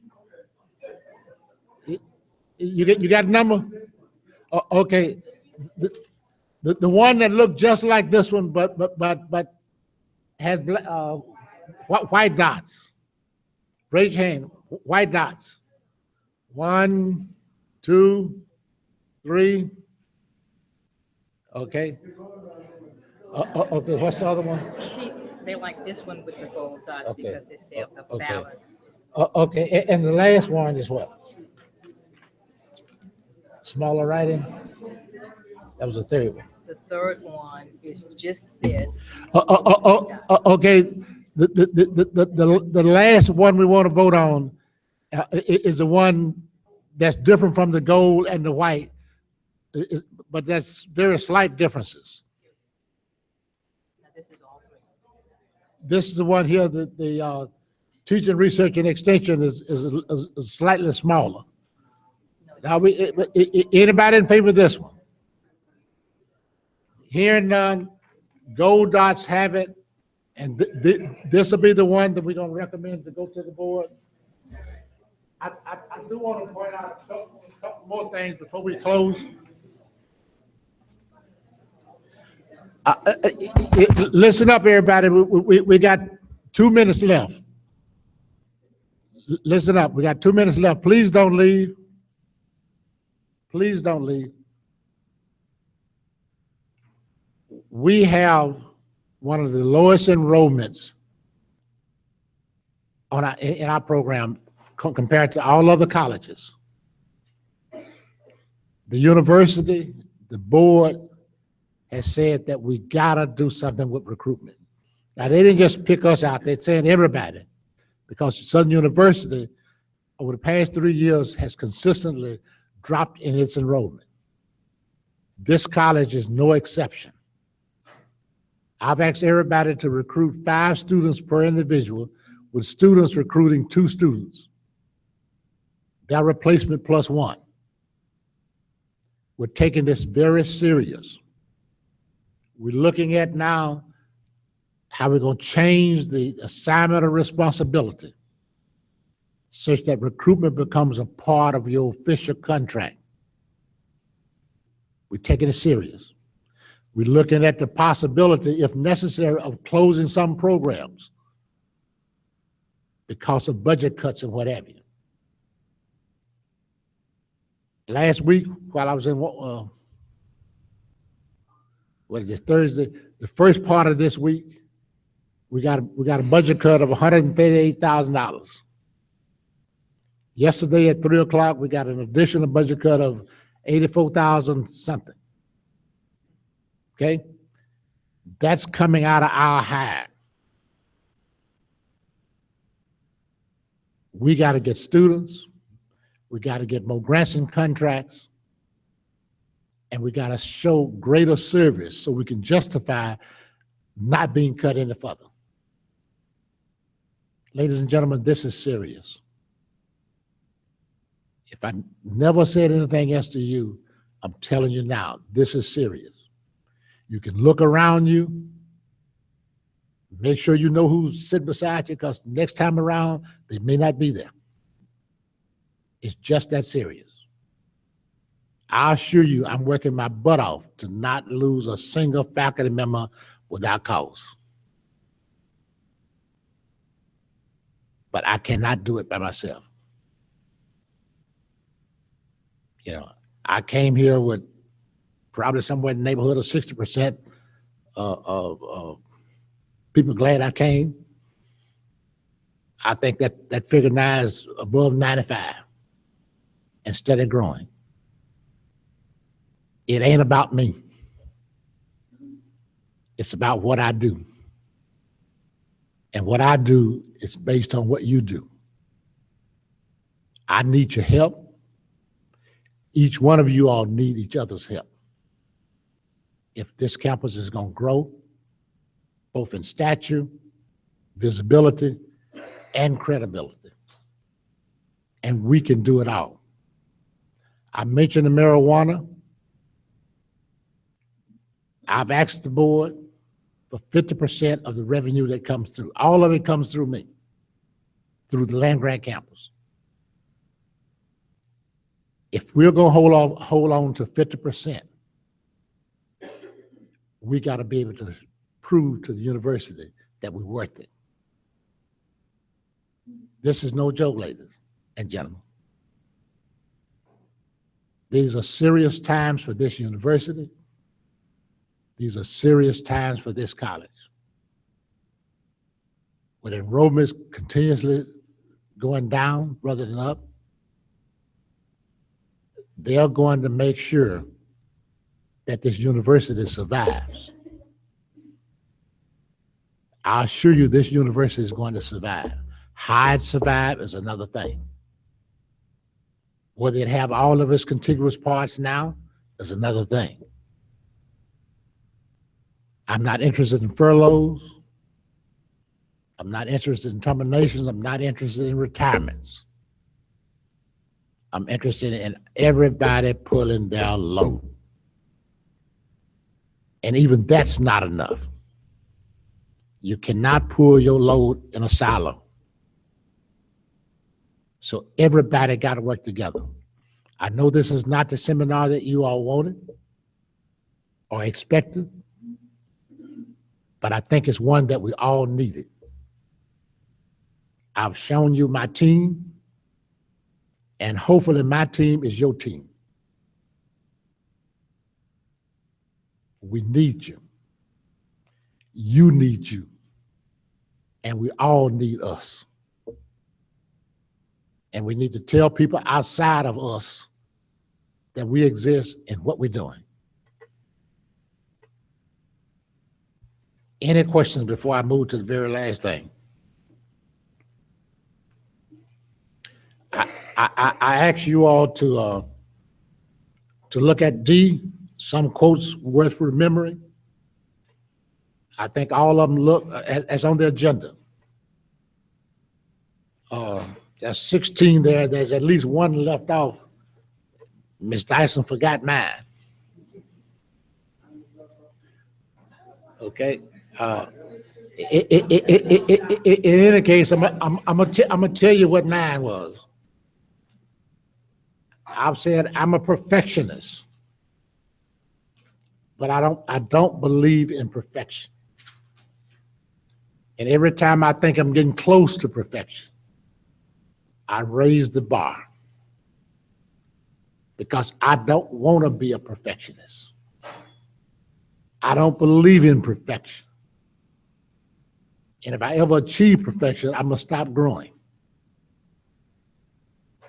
I want you to practice perfection, but not believing that you can achieve it. Lastly, but certainly not least, one of the outstanding moments we had in where did we go? Austin, Texas, last week, or this week. On Sunday, one of our own was recognized as a top educator / researcher in the Southern region. That person is one of us in the name of Dr. Ning. Would you please stand?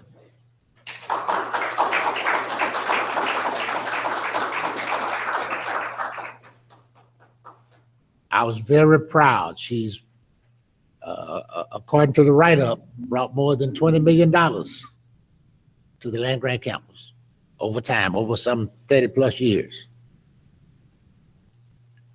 She has published over 100 publications, referee publications. And she continually strives to do great things.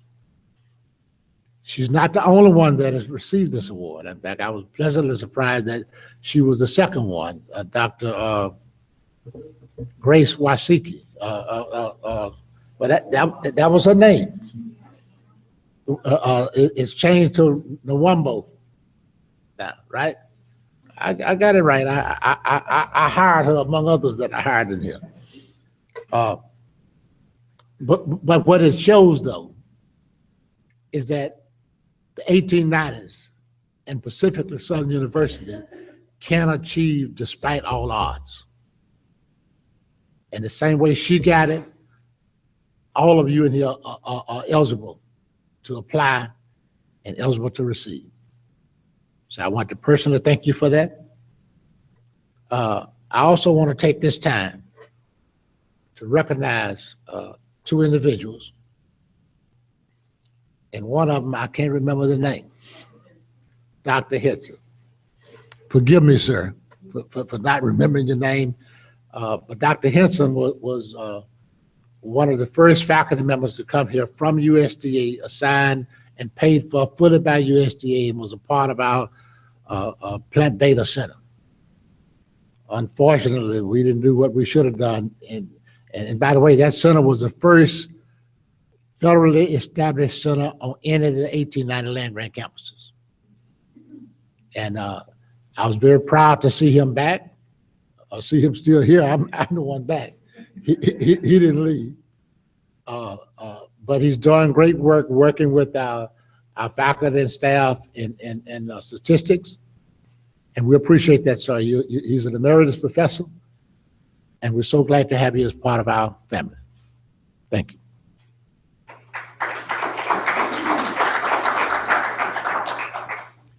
Next is Dr. Bandelli. All of you all know Dr. Bandelli.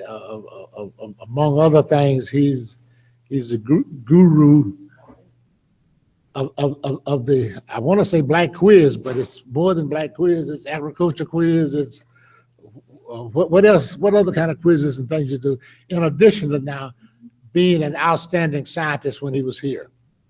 He just so happened to have been my graduate student. I got him started, but he certainly have taken the reins and run with it and done a good job. And we appreciate you, sir. He is also an emeritus professor, and we hope you continue to stay that way. I kicked him out of his office when I couldn't reach him, and I apologize for that, but we're trying to put all our executive teams together, and he and I have talked, and we're on the same page. He has agreed to serve, to continue to serve as a mentor to our faculty, our staff, and more importantly, our students. And we ask the same thing of you and of all of you. Okay? Have I missed anybody? I mentioned the Justin property, didn't I? I mentioned that. The Medicinal Plant Institute will serve as the hedge, if you will, between what we're doing with medicinal plants and the marijuana piece. And so that's why it was important to establish a Medicinal Plant Institute. And Dr. Snowden, who have worked in this area and is now officially licensed by the state and what else? State and federal to work with medicinal plants. And we hope that some of the students, some of the faculty, both in this college and in the College of Sciences, but primarily biology and chemistry, will work with us as well. Okay? I don't have anything else to say at this time. I welcome any comments that any of you all have. If not, we have some refreshments in the back. They wanted to feed you, but I told them we didn't want to mess up your appetite for dinner tonight. So we just have cookies, cakes, and soda pop and water and whatever else they have back there. So enjoy. Thank you again for coming. This is a long educational, informative, administrative, strategies, and policy seminar. And they make into 4 seminars into 1. So we're not going to have seminar the rest of the year. Bye.